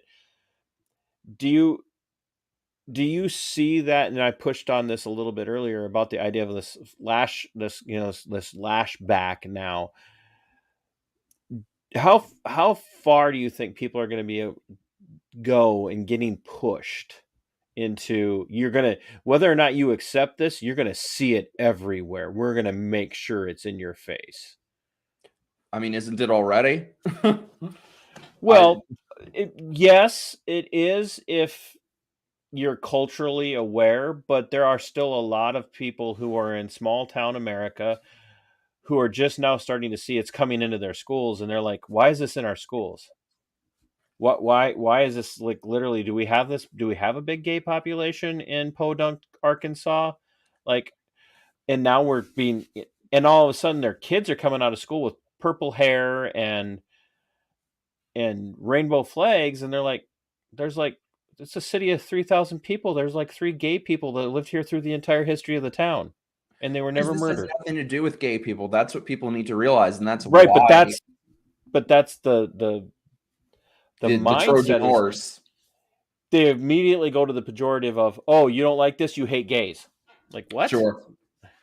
Okay, like, that's the thing, is these names that they call you, that's how it is only because most people are not racist. Most people are not homophobic. Most people are not literal Nazis. That's why calling these I was people just thinking things that. So. that's the only reason that it works. That people are afraid of being called these names because they're not these things. So a lot of people, unfortunately, once they get called things like that or told things like that, they shut down and go, "Oh, okay, never mind. Take my kids. Do whatever. Just don't call me a Trump supporter. Don't call me a racist." Like, you just have to get comfortable with being uncomfortable. You have to get comfortable with what they're going to call you and say, "Okay, sure. I don't care." So I and I do not mean this to be flippant. I think to some degree, people like you and Josh and Jen and Meg and Brandon and others are perfectly suited to what you're doing because you have been made uncomfortable your whole life. You've been, I mean, seriously, like the dating pool is small, And they're so horrible. and it's and if you happen to be in that 3% in a small town, you're like driving miles. Grinder doesn't work in your neighborhood. It's just, They're lucky then. right. They're the lucky ones. But you are suited to this for such a time as this, where it's like, oh yeah, like you remember the old statement was, "We're here, we're here where queer get used to it." Now it's like, I'm gay, I'm here, I'm conservative, deal with it. Yeah. It's kind of like, you can't make me any more uncomfortable than I have been told I needed to be my whole life. Well, So and does that not amplify your voices? yeah, and I hope that people, like I said, can see from watching people like us, these things don't work if you just don't care. None of the things these people have to say to me matter. And so they eventually just give up and move on. They are just typical bullies. And the only thing that these people understand, just like any other bully, the only thing they understand is strength. So that's what they need to be met with. You can never give them an inch because they're just looking to break you. They're just looking to dominate you. You can't give them that little, they prey on weakness. They need the philosophical punch in the nose. Mm-hmm. Oh, and the funniest thing is, like I said, so like, for, the past couple of years trying to talk facts to these people, thinking just showing them the right stats and stuff will change their mind. Didn't do much. So lately I've kind of been going the more comedy route and doing impressions of these people and just totally mocking them. And you've been getting called ugly, by the way. I love, like, you were, what was your statement? Like, I was trying to be attractive? What? Yeah, like trying, I know. But well, it's funny because they're so superficial that they think everyone else is. They think, and their ego is so fragile that they think everyone else is. Like, somebody wrote to me, they're like, "You have a big nose." I'm like, "Yeah, I do. I'm Italian and Jewish. Of course I do." Like, they think that I care about. That's gonna rattle me. I'm like, I don't care. But the thing is, these people, more so than anything, will break if you laugh at them. They cannot. Humor is their kryptonite. I've never seen these people flip out about anything the way that they do. Yeah, there is no, like, there is literally no humor. Like, the stuff that used to be funny now, like, people who used to be able to say things, I'm just like, you can't say anything anymore. It's so sad too, because old school gays used to kind of be the leaders of not being offended by anything and offensive humor, and now they just they're like old school gays. I'm like I'm trying to picture gangster rap Josh Slocum. That's what I'm trying to. Well, I mean, people like him who are funny and offensive, and and don't care. Is there hope in seeing that movement crumble, or do you think it's still just gaining too much traction and just kind of snowballing to, like, where's it go from here? Because there are times you look around and go, it can't get any, like, bigger, and then there are other times you're like, is it ever going to slow down? No, of course I think there's hope. I wouldn't do what I do if I thought there was no hope. one thing that I think is really encouraging, you know, this issue with kids, I started talking about this in, I think, 2018, when you could count on one hand the number of people who were talking about it then. So now it's become kind of a national issue, which makes me really happy. People are actually talking about this. This issue is out of the shadows. So I think that's a really big deal. And things like that, the more light you shine on it, the more attention you draw to it, the more people will be pushing back. So it's going to have to break at some point. And I think people just need to be strong and stand up to these people. And that's what will break them. Is there anybody on the right that scares you right now? Scares me how? Like philosophically or culturally, do you see a trend of for me, I always talk about it being the reactionary conservatives. I am not a reactionary conservative. I am I'm literally not a Fox conservative, you know, like whatever conservative talking points come out from Fox. So, oh yeah, you know, Sean Hannity said, or, you know, the Five said, Jesse Waters said. I'm not that guy. And like, I can't remember the last time I literally, I can't remember the last time I turned it on, but that reactionary movement within conservatism, just like the reactionary movement within leftism, I think is dangerous. We saw that play out in the summer of 2020 after George Floyd died. That was reactionary. That wasn't, I mean, there might have been some calculation to that, but it was mostly reactionary because they were able to feed off of people's reactionary responses. Do you think that there's been a lot of talk about, you know, Tim Pool has talked about it a lot over the last month or so, and that there's a lot of feeling that we're headed towards a civil war. And then, you know, the dark Brandon Palpatine speech terrifying came out. Do you think there was going to be that if they keep pushing this, that reactionary conservative movement is going to be ripe for being suckered into doing something radical? Maybe not the whole movement, but they could be suckered into doing something radical by, you know, I don't like to mention a particular supposed deep state insider who's trying to undo the deep state and has a particular letter that comes at the end of the alphabet and has a bunch of people who go by Anon that follow them.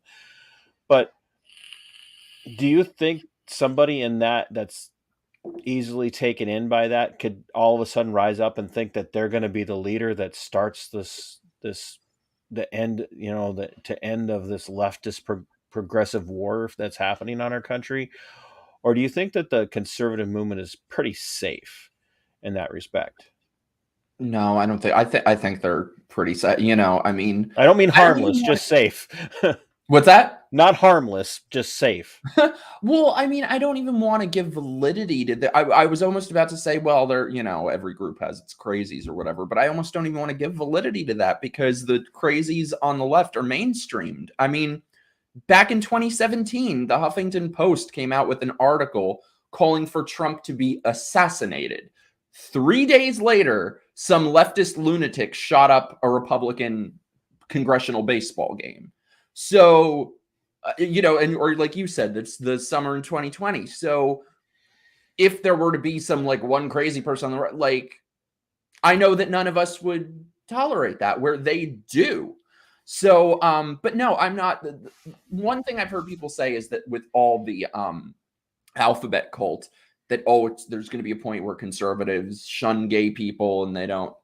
I mean, there are certainly some people like that, but I just don't see that happening in mass numbers. And that's why I think it's important for the homocons and all of us to get our voices out there and speak up loudly and say, these people do not represent us. We are against this every bit as much, if not more so, than you guys are. And I think it only makes sense for conservatives and gay people to work together. We kind of need each other in a way, I think, because I feel like we can only achieve gaining each other's liberty by working together. I have a friend in Minnesota. I haven't seen him for a while, but I have a friend in Minnesota who ticks all the right boxes. By the way, he's minority by ethnicity, so he's black or African or Arab of some descent, and I don't mean that to be down. Literal white supremacist. Right, yeah. He is also gay and he's Muslim. So I just want people to think basically an Arab or black. It's I don't know how to describe him, and if he sees this, he's going to give me a hard time. But he's Middle Eastern or black, Muslim and gay, and conservative. And I have stood shoulder to shoulder with him at freedom rallies and freedom protests. And that's one of the things that opened my eyes to the idea that, especially for Christians, the people who should be able to stand with someone like you or others and say, look, we can have this conversation in private down the road about some of our differences. But right now, we may never be able to have that conversation if we don't wrestle our republic back from the brink of the destruction that's being brought onto it by genuine enemies. And go ahead. No, I was just gonna say, I'll tell you exactly why gay people and conservatives need each other. First of all, think about the things that are not what the alphabet cult tells you are issues facing gay people. What are the actual issues? If somebody they weren't accepted by their family, what's an important issue to them? Economics, being able to build your own life, being able to start a business, being able to stand on your own 2 feet. They tell us how oppressed gay people are. So if that's the case, what's an important issue there? The Second Amendment, being able to defend yourself. And also they talk about family values as if that's something that should only apply to straight people. Family values are the cure for every single problem and every ounce of toxicity in the gay community. And the reason that conservatives need gay people is because it was a problem for them for many years. I feel like for a long time, the right sort of bought into the left's framing that they had to be the party that hates gay people. They had to be defined by this issue.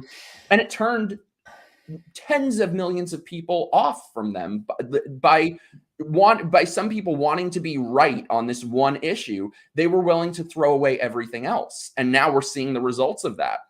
So what I have to say is I want to fight for other people to have their religious liberty, to have their First Amendment, their Second Amendment, to be allowed to not accept someone like me. Doesn't affect my day any. This is a free country. So I feel like all of us from every different walk of life need to come together and fight these nut jobs. I have my local friend here says to you, so thank you for standing up to those around you. It can be hard to stand up to enemies, but much harder to stand up to friends. Those psychos ain't my friends. I'm like, I don't know them. And she says, yes, I'd love to have conversations with them. I'd love even more to fight alongside them. And the hate and look at the literal hatred. And then of course Chris says, we are all Americans first and foremost. If you take orientation out of the equation, we all have to stand united. And that's one of the reasons why I like to have, a broad spectrum of people on. But one of the reasons why I was really looking forward to having you on was this reality of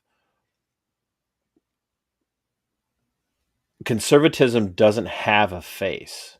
It doesn't have an ethnicity. It doesn't have a sexuality or a gender. It has as its guiding principle, if you want to get down to it,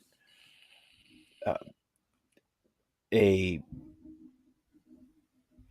constitutional originalist perspective is, I don't give a flying rabbit's rear end who you sleep with, what you do in the privacy of your own home, as long as you stand for my pursuit of life and liberty and happiness, and defend the republic from its enemies.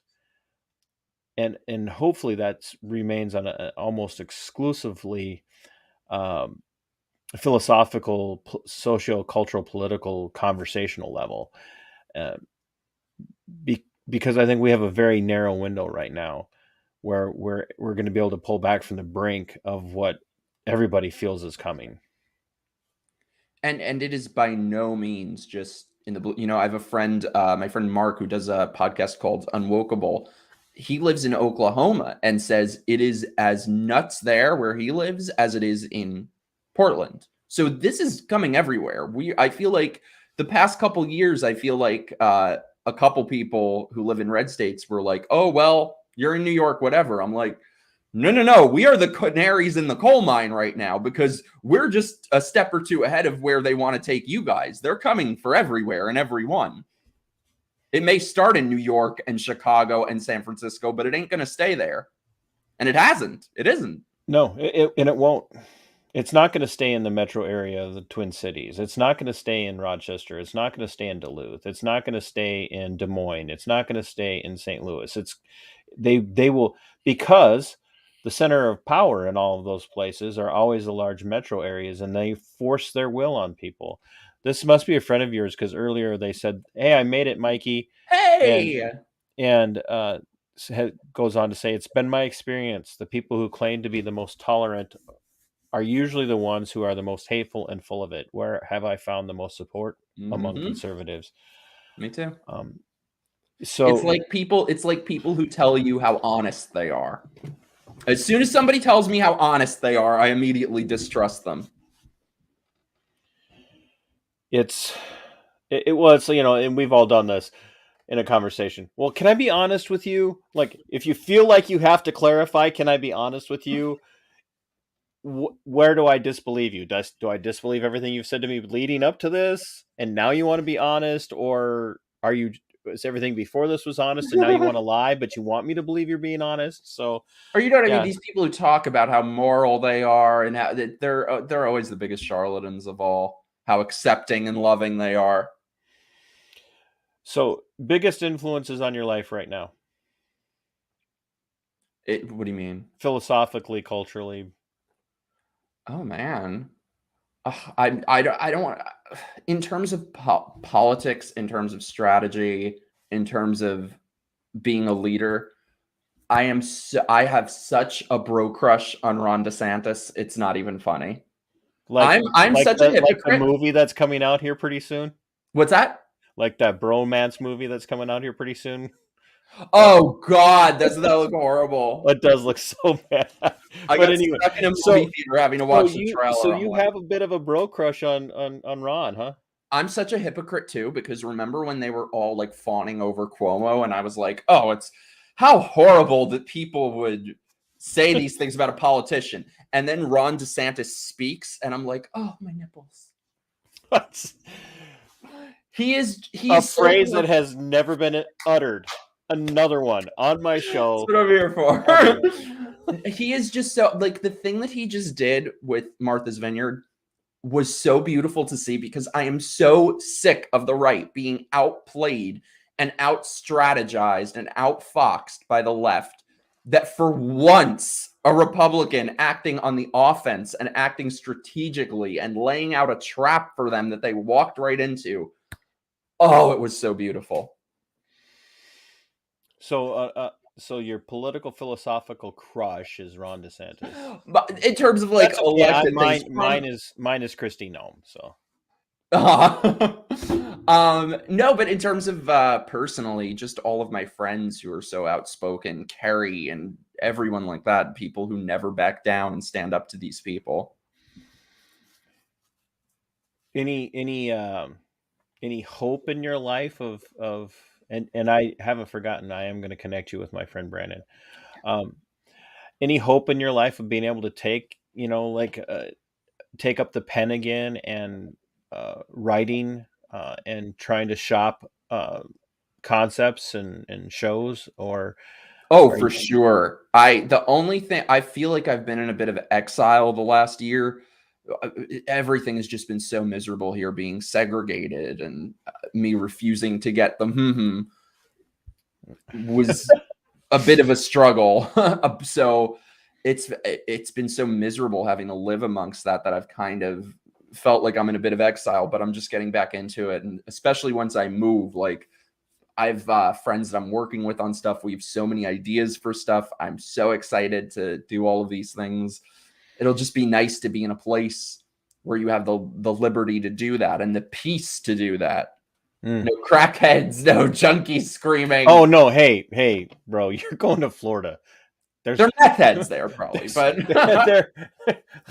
I was having a conversation with somebody earlier. I said nobody should just rush to Florida because you got to contend with Florida man. So I am Florida man in the making. And yeah, I don't know. You may want to. That's what somebody said to me. So like, I feel like people who like what I say about political things really only, that's just the pretense so they can hear my ridiculous stories. So like somebody said to me the other day, they were like, you shouldn't move to Florida unless you're cool with weird shit happening everywhere around you. I was like, oh my God, now I have to move there. I was worried that leaving New York, weird things wouldn't happen. That makes me want to move there more. I'm like, yay, I'll still have stories. What if you move to Florida and everything stops being weird because you're there? I think it would get more weird with me there. That's my point. What if you be less weird by comparison? Yes. What if you are so weird that all of the other weirdness in Florida now seems normal? That would be like a dream come true. Oh, I'm so excited. I'm going there in a couple weeks to scope things out. I'm so excited. Oh, I'm so excited. Biggest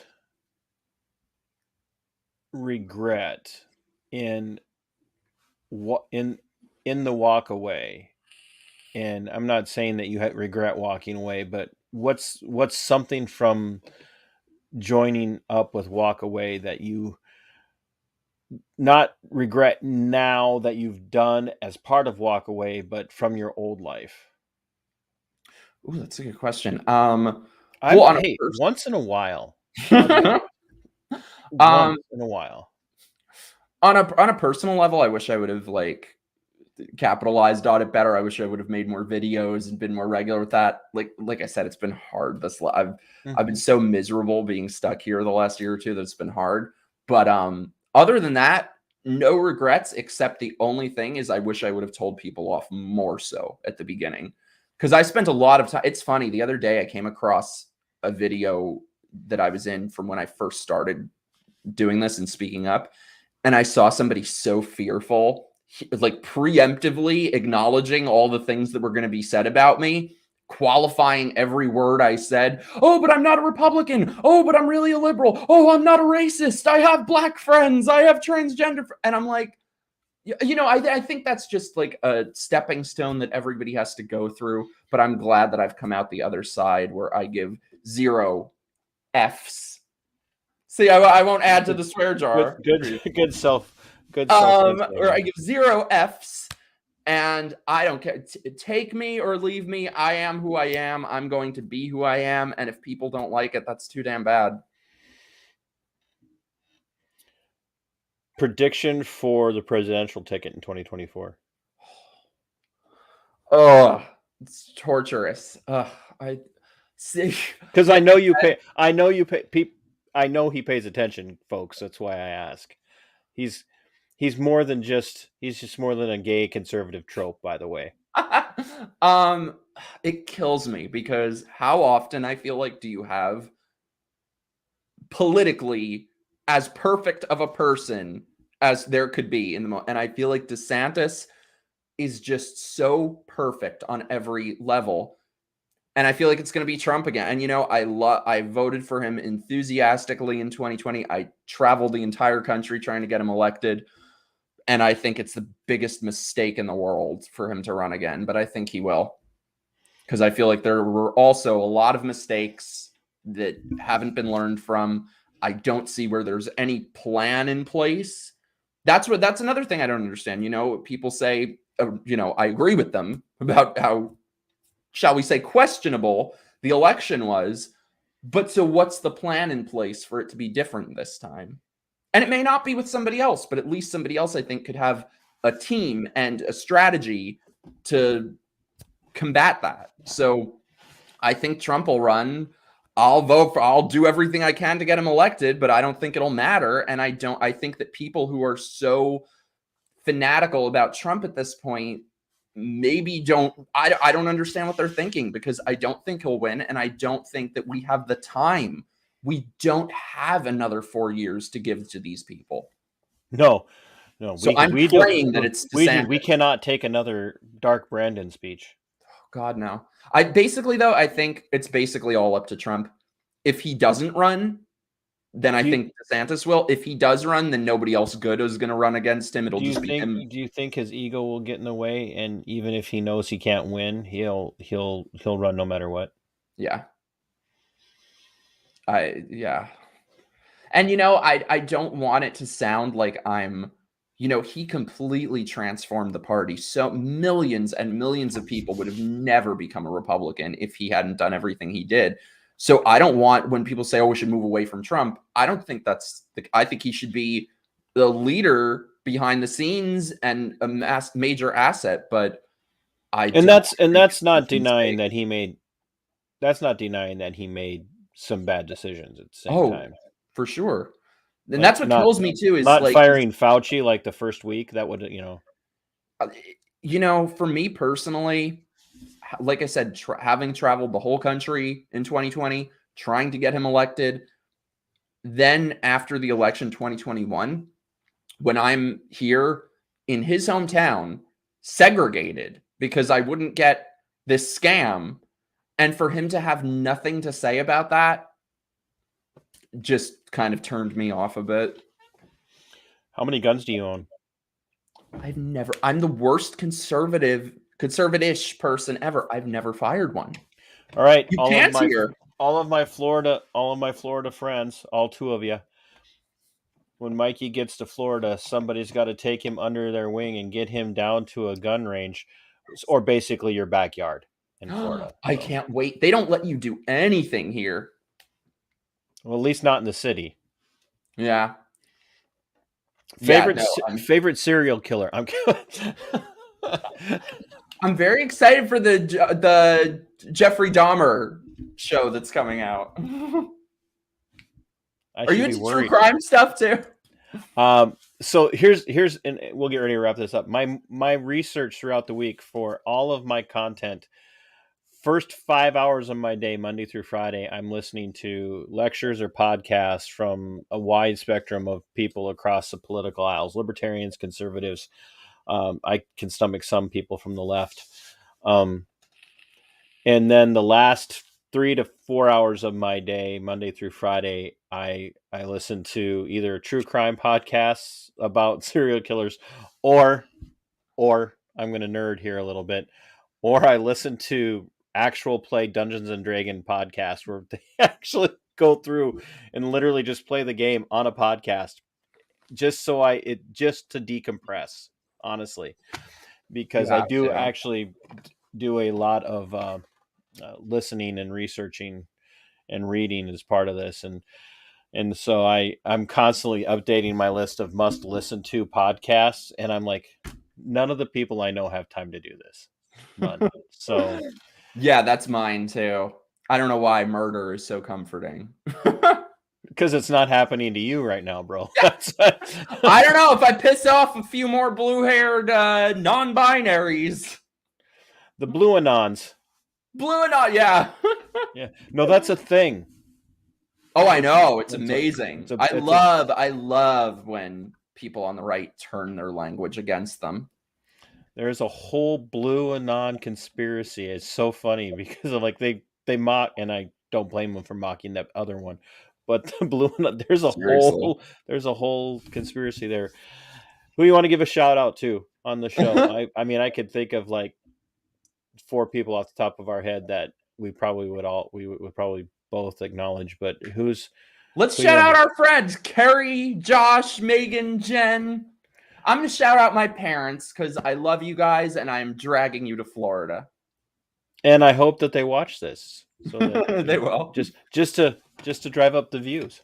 I want to say too, I feel like, it's very easy to feel hopeless as a Republican. Things seem so horrible. The party seems so terrible, but I would say there's so much to feel hopeful about, that it's trending in the right direction. There are so many amazing candidates who are winning.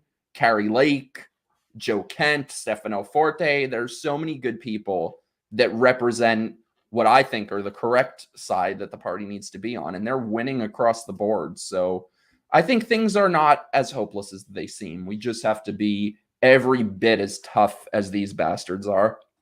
I use the phrase my friend Monica Perez from Deep Dives with Monica. She does several shows a week, and she did one week and a half ago now, and she had a white pill, and I'll try and link it in the description of this video for you and others. But she just kind of goes through and she talks about her vacation and the hope that she had walking away from that vacation and seeing goodness in culture and society and in people. And there was no, political agenda at play. It's just, people were just being good to each other. And it was just, and she apologized at the end. Well, like, I feel like I'm doing like, here's slides from my vacation, my summer vacation, but it was just pure and it was genuine. And sometimes that's all it takes, right, Mike, is just to get outside of all of the conversation about politics, says a guy who sits here and has people on to talk about politics and culture. But get outside of that sometimes and just have that conversation and just look around, find the joy in the things. Go to the farmer's market and buy fresh. Not that you can do that in New York much, but when you get to Florida, get out of the blue cities too. Get out of the blue cities. But just go to the local farmer's market. Go to a local festival. Buy handcrafted cheese and soap. Hopefully not from the same place. And just meet people where they're at and just talk to them and find the white pill in those moments, because Lord knows we all have plenty of black pill moments. You got a final thought for the viewers? Oh, just say no and speak up. That's what I was going to say, that what you were just saying, that's how it felt when I went to go visit Carrie in Texas. Because here in New York, the last 2 years, it's like everything people think of New York. Did he leave me? No, I'm right here. Your solo layout. Oh, whoa. I didn't know that was a thing. I'm a professional. I'm right here. Everything people think about New York and New Yorkers no longer exists. It just feels like zombie apocalypse here. Everyone looks down. Everyone avoids each other. So I went to go see Carrie in this beautiful little town she lived in, where there are flea markets and people look at each other and don't cover their faces. I was like, oh, I need to be around this. So yeah, get out of the blue cities, say no, give 0 Fs, and laugh in their faces. Never back down to these bastards. Doesn't matter what they call you. Mikey, I appreciate your time, and I might hit you up in the next week or two to do like a 5-minute spot for exclusive content for my subscribe. Hell yeah. Thank you so much for having me. Anytime. I'd like to do something with you, like I said, for my subscribe star, just for the people that are over there, just to where you can maybe be a little bit more Mikey Harlow. I don't have to say F's. So I really appreciate your time. And like I told you earlier when we were chatting, I have watched you from afar and been very impressed with your boldness. And it's because it's not easy. We talk about it, and it's very easy for people like you and I to say, no, I'm doing this no matter what. But there are always consequences and there's always repercussions. And sometimes it's not about how it affects us. It's about how it affects the people we care about the most, the people we love the most. And those are not easy things to do. And yet you've continued to do it and maintain it and have been very vocal and bold about it. And that I can ally myself with someone like you, and, down the road, hopefully have a very interesting conversation about different, philosophical differences. I'll introduce you to some good libertarians, and you keep up the good fight. I'm not going to let you answer that one. You keep up the good fight, and go enjoy the rest of your evening. And I will, as soon as the show's over, I will connect you with my friend Brandon. I'm serious. He's literally got a production company that he's. That's awesome. So thank you very much for your time. Dude, And thank you thanks so for much being for having brave. me. You're the best. Well, you know, I'm trying. I'm best at what I do in Southeast Minnesota. So take care, man. Bye, dude. Go enjoy your night.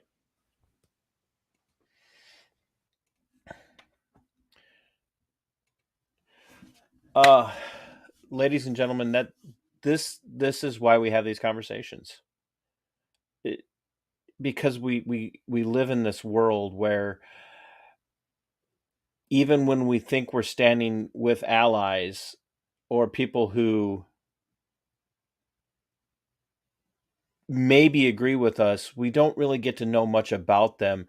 And then sometimes when we learn more about them, we go, well, can I really stand next to them? And then, like, I could stand next to Mike Harlow, you know, and some of the others, as you've seen, I've had on the show. I can stand next to them.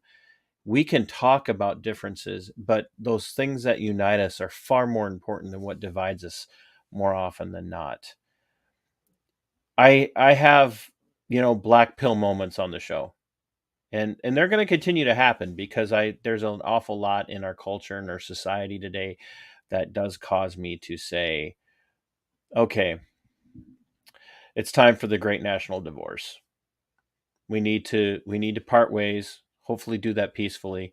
But there are other times where I have hope, and guys like Mikey give me hope because we were both raised in a time frame. I know he's younger than me, but we were both raised in a time frame and in a place where we had to be enemies because he was one thing and I was another. And you heard him say tonight, he says, I used to be an atheist. And that's growth on his part. But that's growth on his part because he's now been exposed to thoughts by other people who he had been told for years he couldn't trust and who hated him for who he was and for his sexuality. And my compelling question to my Christian audience is not how much time are you spending preaching about that lifestyle and how wrong it is. How much time are you spending reaching out to those people to find out who they are and meeting them where they're at? And no, that's not just easy for me to say because I don't have any experience with that community. I have a massive amount of experience with that community. There's so much in my life that so many of you do not know. And that's the way we should look at every single particular person, no matter what their ethnicity, their sexuality, or how they identify. We need to find our allies where we can, because it's going to take a whole hell of a lot more of us to stand against the onslaught that's coming our way. And if we can't learn to be allies with people who once would have been our enemies, we've already lost. And I'm not that guy. I'm not giving that up. So, for those of you that spent the time watching the show, I want to thank you. Make sure you're sharing this out after it's done streaming. Make sure it gets into the hands of people that need to see it the most. And my friends, until next time, make sure you go check out my Subscribe Star and fight for your liberty. They are yours. Fight for your freedom. It belongs to you. And Sic Semper Tyrannis. We are going for liftoff in T-minus 30. Stand by for further instructions, Minnesota Black Robe Regiment. Secondary guidance systems engaged. Minnesota Black Robe Regiment, it will be on my mark.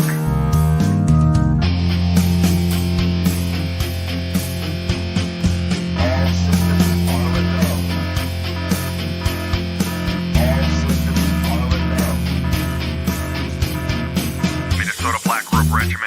over the target. You are authorized to fire at will.